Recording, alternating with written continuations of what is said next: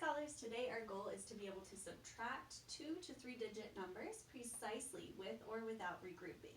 The first example that I have here is going to be without regrouping, which makes it a lot easier. So if I'm looking over at my vertical problem, I see in my ones place I have 7 minus 5. Hey, I can do that. I can pretty much do that inside of my head or quickly on my fingers, but 7 take away 5, that's just 2 ones left. And then if I have 8 tenths and take away 3 tenths, okay, just have 5 tenths left. So problems without regrouping can much more easily be done inside of the vertical form where you just stack the numbers.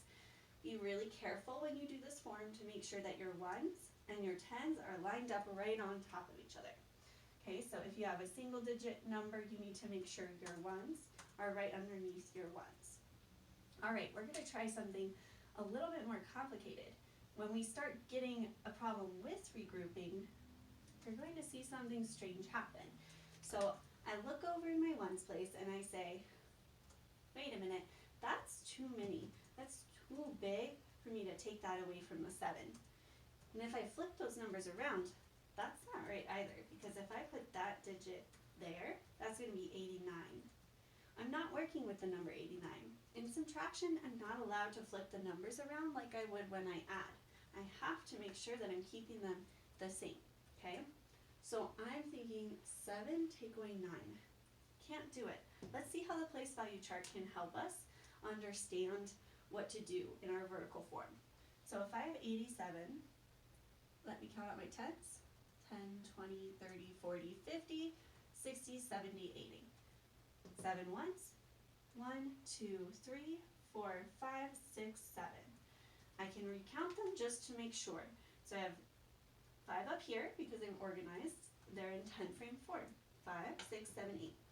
Yes. 5, 6, 7. I did it right. All right, I'm confident that I can keep going. I'm not going to add in my number 39 because I'm not putting them together. This is subtraction. I have to cross out 39. Okay. I start with my ones always, and I'm like, oh, 7, I can't cross out 9. Okay, where do I get more? The only other place in my problem, or in my number, is my tens place. So I'm going to go next door and get 10 more. So here's a little bit of something to help you. If there's more on top, no need to stop. That was the last problem. It was really quick. The numbers on top were bigger. More on the floor, go next door and get 10 more. Thinking there's more on the floor, so I'm going to go next door and break apart or unbundle one of my tens to make it 10 ones. Oh, now I have so many ones, I can definitely take away 9. So I just traded 1 10 for 10 ones. They're the same thing, right? That works. So now, how I show this in my vertical form is I say, okay, I cross out my tens. I'm going to take 1 from my tens, so I only have 7 left because 8 take away 1 is 7. 7 tens are right there. And then I need to put 10 ones in my ones place. When I add 10 plus 7, that made 17. Okay, now I'm ready to actually subtract because I have enough on top. So more on top, no need to stop. So now I'm going to cross out 9 ones. Okay. Very easy because I line them up so neatly. I can see 5, 6, 7, 8, 9. Awesome. Now I'll just count up what's left. 7, 8. Woo-hoo. Okay, let's put 8 in my ones place. Now I have 7 tens, and I cross out 3. 1, 2. That one doesn't count as my third one because I already traded it and put it over here. So that one is already gone to a different place. I need to actually take away 3. 1, 2, 3. Okay, what's left over here? 1, 2, 3, 4. 4 tens. All right, so my answer is 48. I could also see that over here, 7 minus 3. I would have 4 tens left. I'm confident now that I did this correctly. I was neat, I was careful, and I recounted. Your problems in your practice might be double-digit numbers like this, or if you want a challenge, you can keep watching and I'll try a triple-digit number for you. Okay, so So let's change these numbers to be bigger. Let's see.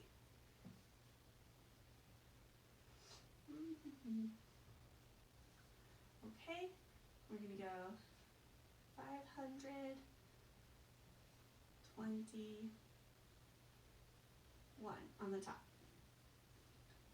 Okay, so now I'm going to start over so that I can precisely show the whole on top. Again, I need to make sure I have my subtraction sign next to my bottom number. Okay, so I have 1, 1. Oh, I should never build it like that. I'm going to start by building my hundreds. So I'll go 100, 200, 300, 400, 500, 510, 520, 521. Double check. 5 hundreds, 2 tens, 1 1. I'm confident that I did it right. Awesome. So now I need to start at my ones place. Say, I will always start in my ones place. Taking 4 ones away. I can't do that. I don't have enough. So I go next door and get 10 more.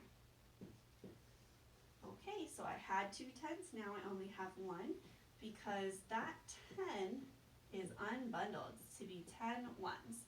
I show that here by dropping that 10 into the tens place next to my ones. 10 and 1 more makes 11.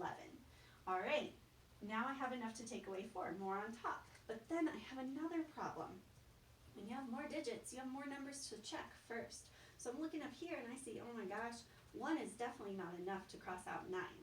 So I'm thinking I need to go next door, again, grab one of my hundreds and unbundle that to make 10 tens.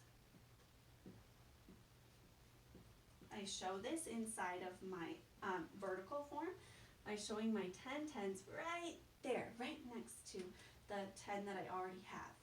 So that's 10 and 1, that makes 11. Okay, now I have 11, that's bigger than 9, there's more on top. 4, there's more on top again, that's perfect. So now I'm ready to actually subtract. I haven't even subtracted yet. I've just traded and unbundled until I have more on top than the numbers that I have on the bottom. Okay, 11 and cross out 4. I know that this is 5, so 1 less than 5 is 4. Lining them up neatly can help you do this more efficiently and faster. So now I see 6 and 1 more. That makes 7. Because 11 minus 4 is 7. Perfect. Then I see 11 minus 9. I'm pretty sure that's going to be 2 because I know 11 minus 9, but let's just check it in here. So I go 5, 6, 7, 8, 9. I took out 9 from 11 and I'm left with 1. Oh, wait a minute. There's this one up here. Don't forget that one. And 2. All right. Now I see 4 hundreds and I have to take out 2 of them. Oop. Did I take 2 out? No. That one just came over here and was unbundled. So it doesn't count. I have to actually cross out 2. 1, 2. Now I'm left with 2 hundreds because 4 minus 2 is 2. So now I've shown you how to do this with a double and a triple digit number, and I can't wait to see you practice.